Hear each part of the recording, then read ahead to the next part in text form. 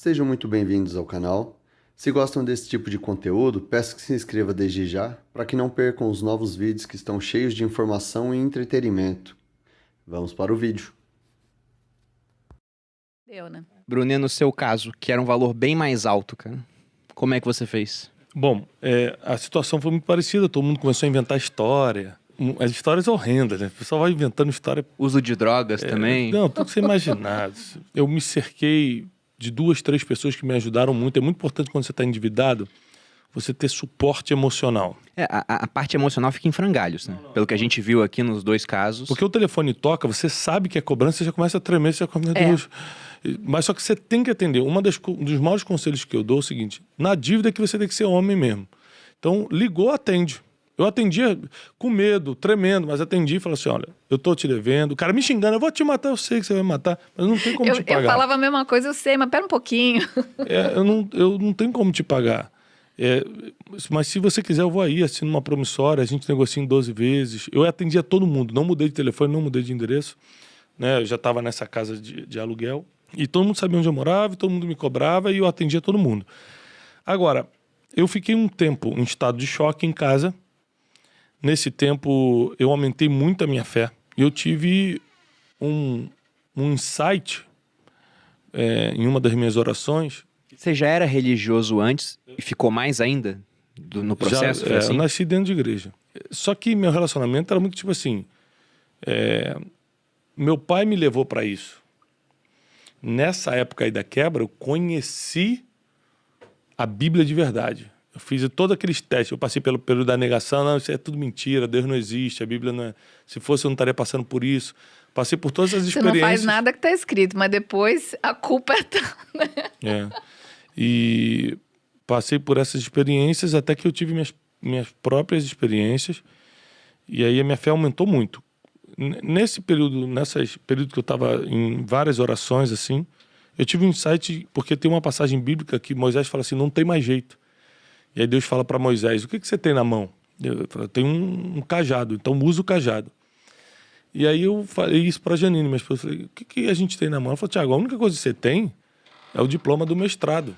Eu tinha feito, na época que eu estava no auge lá da empresa, um mestrado nos Estados Unidos em business e coaching. Mas mestrado na universidade, 1 ano e meio nos Estados Unidos e tal. Eu tinha esse diploma. Falei: quer saber? Eu vou começar a dar aula disso. Eu sempre falei bem em público, justamente por causa da igreja, que geralmente você tem muito acesso a isso, né? A tocar em público, a falar em público. Eu tinha já essa habilidade natural de falar em público. E aí eu montei um curso totalmente quebrado. Eu tinha 580 amigos no Facebook. E falei: ó, curso com o Tiago Brunet, eu te ensino o que você tem que fazer para não quebrar na vida. Como suportar emocionalmente as pressões. Tudo que eu estava passando eu botei ali. Eu lembro que eu sempre fui um cara que defendi muito a verdade, né? Então eu falei assim: eu vou botar tudo, só o que eu posso realmente oferecer pro cara. Aí eu botava lá embaixo: mestre em coaching pela Florida University e tal. Nunca tinha praticado isso na vida, mas era o diploma que eu tinha. E aí eu comecei a anunciar no Facebook e 12 ou 13 pessoas acreditaram e foram. E tipo, tinha muita gente boa, foi um diretor de Petrobras. Eu usei o nome coach na época que estava na novidade.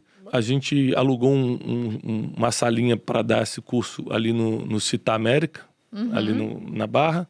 E a gente ia dirigindo com o carrinho todo ferrado que a gente estava. A gente já tinha desfeito de todo o patrimônio. Janine armava o café e eu ficava de terno e gravata dentro para passar credibilidade esperando os alunos.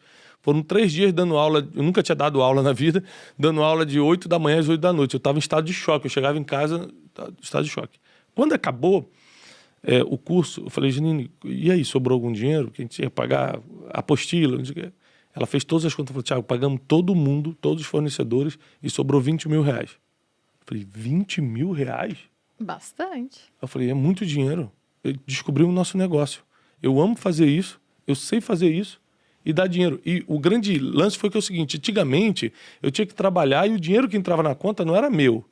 Era muito fornecedor, passagem aérea, não sei o quê. Hoje em dia não, se entrou na conta já é nosso. Aí nessa época eu procurei o Dr. Augusto Cury, que a gente já tinha te conhecido na época da agência, que eu levei ele para Israel. Falei: doutor, estou pensando em escrever um livro sobre desenvolvimento pessoal, o senhor sabe minha situação, ele sabia que eu estava quebrado. E eu preciso de ajuda, ele me ajudou. E aí eu escrevi o livro Rumo ao Lugar Desejado.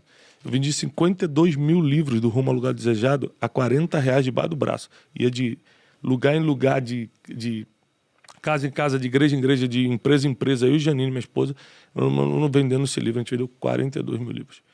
Então, foi 52 mil livros. Foi uma revolução financeira pra gente. E contando essa história, que tinha, quebrou... Exatamente. E eu falava, tô saindo disso e você ainda tá me ajudando. Comecei a dar palestras em comunidade carente. Porque você ainda tinha dívida nessa época. Tinha. Tinha. Aquela gigante. O que aconteceu foi o seguinte, eu consegui reduzir muito minhas dívidas. Por exemplo, a maior dívida que eu tinha era com uma rede de hotéis em Israel. Era tipo $400 mil. Era a maior dívida que eu tinha. Eu peguei um avião aqui. O primeiro dinheirinho que entrou, com isso eu comprei uma passageira e fui para Tel Aviv. Aí sentei com um cara, que hoje é muito meu amigo, mas na época me ameaçou de morte. Legal ter uns amigos assim, legal ter né? uns amigos assim, né? Ele falava assim, o Mossad vai te acertar de longe, você não vai nem ver, vai parecer um acidente. Ele me ameaçava assim. Don't mess with the Mossad. Ele queria te matar com serviço secreto. Serviço secreto de Israel. Que bacana. O cara era bom. Aí eu procurei ele e falei o seguinte, cara, olha só. Eu tenho 2 rins, eu só uso um. Você pode continuar me Um vai pro ameaçando, Mossad, o outro vai pro Shin Bet. nervoso, mas eu não vou ter como te pagar. Não tem como. Não existe a possibilidade.